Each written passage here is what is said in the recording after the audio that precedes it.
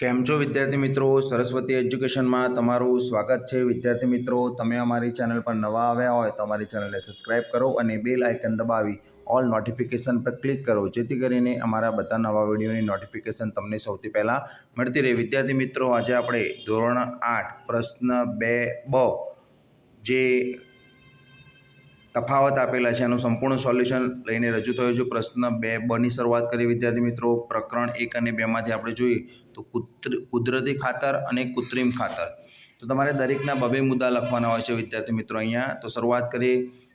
કુદરતી ખાતર વનસ્પતિ અને પ્રાણીઓના અવશેષોના વિઘટનથી બને છે, જ્યારે કૃત્રિમ ખાતર એ કારખાનાઓમાં રાસાયણિક પ્રક્રિયાથી બનાવવામાં આવે છે।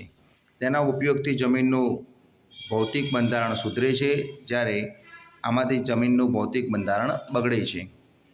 બે મુદ્દા લખવાના વિદ્યાર્થી મિત્રો, 2 માર્ક્સનો ક્વેશ્ચન છે। હવે આગળ જઈએ। ટપક પદ્ધતિ અને ફુવારા પદ્ધતિ। ટપક પદ્ધતિમાં જોઈએ, આ પદ્ધતિ વડે સિંચાઈ કરવાથી પાણીનો વ્યય ઓછો થાય છે, જ્યારે ફુવારા પદ્ધતિથી પાણીનો વ્યય ટપક સિંચાઈ કરતાં વધુ થાય છે। દરેક છોડ આગળથી પાઇપ પસાર થાય છે તેવી ગોઠવણ કરવી પડતી હોવાથી પાઇપનો ખર્ચ વધુ થાય છે, જ્યારે એક ફુવારો આજુબાજુના ઘણા છોડને પાણી સિંચી શકે છે, તેથી પ્રમાણમાં ખર્ચ ઓછો થાય છે। હવે આપણે જોવા જઈએ આગળ ઈસ્ટ અને મોલ્ડ। ઈસ્ટ છે એ એકકોષી ફૂગ છે, જ્યારે મોલ્ડ એ બહુકોષી ફૂગ છે। તે ઓક્સિજનની ગેરહાજરીમાં જીવન ટકાવી શકે છે। તેને જીવન ટકાવી રાખવા ઓક્સિજનની જરૂર પડે છે। તે ફાયદાકારક ફૂગ છે અને તે મોટાભાગે હાનિકારક ફૂગ છે। હવે ફૂગ અને લીલ જોવા જઈએ વિદ્યાર્થી મિત્રો, તો ફૂગમાં જોવા જઈએ તો ફૂગના કોષમાં ક્લોરોફિલ કે અન્ય રંજક દ્રવ્યો હોતા નથી, જ્યારે લીલમાં ક્લોરોફિલ કે અન્ય રંજક દ્રવ્યો હોય છે। તે ઘણું ફળું સફેદ રંગ હોય છે, તો તે લીલા રંગની અથવા વિવિધ રંગી હોય છે। તે પરાવલંબી છે અને તે સ્વાવલંબી છે। હવે પ્રકરણ 3 અને 4માં જોવા જઈએ તો વિદ્યાર્થી મિત્રો, કોલસો અને કોક। કોલસામાં જોવા જઈએ તો વિદ્યાર્થી મિત્રો, પથ્થર જેવો કાળા રંગનો સખત પદાર્થ છે કોલસો, જ્યારે કોક એ સખત, છિદ્રાળુ અને કાળા રંગનો પદાર્થ છે। કોલસામાં બીજો જોવા જઈએ તો મૃત વનસ્પતિના કોહવાટથી લાખો વર્ષની અંતે આ કોલસો પ્રાપ્ત થાય છે, એટલે કોલસો બને છે, જ્યારે કોક એ કોલસા પર પ્રક્રિયા કરી અને કોક મેળવવામાં આવે છે। હવે આગળ જોઈએ વિદ્યાર્થી મિત્રો, એલપીજી અને સીએનજી। એલપીજીનું પૂરું નામ છે લિક્વિફાઈડ પેટ્રોલિયમ ગેસ અને સીએનજીનું પૂરું નામ છે કોમ્પ્રેસ્ડ નેચરલ ગેસ। તો પેટ્રોલિયમ વાયુનું ઊંચા દબાણે પ્રવાહી સ્વરૂપમાં રૂપાંતર એ એલપીજી તરીકે ઓળખાય છે, જ્યારે કુદરતી વાયુનું ઊંચા દબાણે રૂપાંતરિત સ્વરૂપ એ સીએનજી તરીકે ઓળખાય છે। હવે એલપીજી વપરાય ક્યાં વિદ્યાર્થી મિત્રો? તે રાંધવા માટે તથા વાહનોના બળતણ તરીકે વપરાય છે, જ્યારે સીએનજી તે બસ, મોટરગાડી, રિક્ષા જેવા વાહનોમાં બળતણ તરીકે અને ઘરોમાં પાઇપલાઇન દ્વારા પણ સીએનજી બળતણ તરીકે મોકલવામાં આવે છે। હવે એલપીજી જોવા જઈએ તો વિદ્યાર્થી મિત્રો અને લાકડું, તો એલપીજીમાં વાયુરૂપી બળતણ છે, જ્યારે લાકડું ઘન બળતણ છે। દહન માટે કોઈ અવશેષ બાકી રહેતો નથી અને દહન બાદ રાખ અવશેષ રૂપે મળે છે લાકડામાં। તેના દહન દરમિયાન ધુમાડો ઉત્પન્ન થતો નથી અને તેના દહન દરમિયાન ધુમાડો ઉત્પન્ન થાય છે। તેનું દહન સહેલાઈથી થાય છે, તેનું દહન થતાં ઘણી વાર લાગે છે। તેનું જ્વલન બિંદુ નીચું છે, જ્યારે તેનું જ્વલન બિંદુ ઊંચું છે। હવે પ્રકરણ 5 અને 6 જોઈએ વિદ્યાર્થી મિત્રો। તમને જો મારો વિડીયો પસંદ આવ્યો હોય અને આના આગળનો વિડીયો ના જોયો તો તમે જોઈ શકો છો।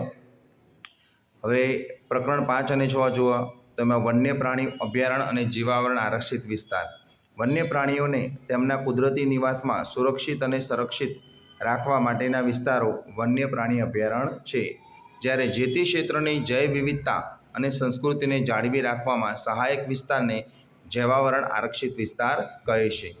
બીજો મુદ્દો, તેમાં પ્રાણીને પકડવા કે તેમના શિકાર પર પ્રતિબંધ હોય છે, જ્યારે તેમાં અન્ય ઘણા અભયારણ્ય અને રાષ્ટ્રીય ઉદ્યાન સમાયેલા હોય છે।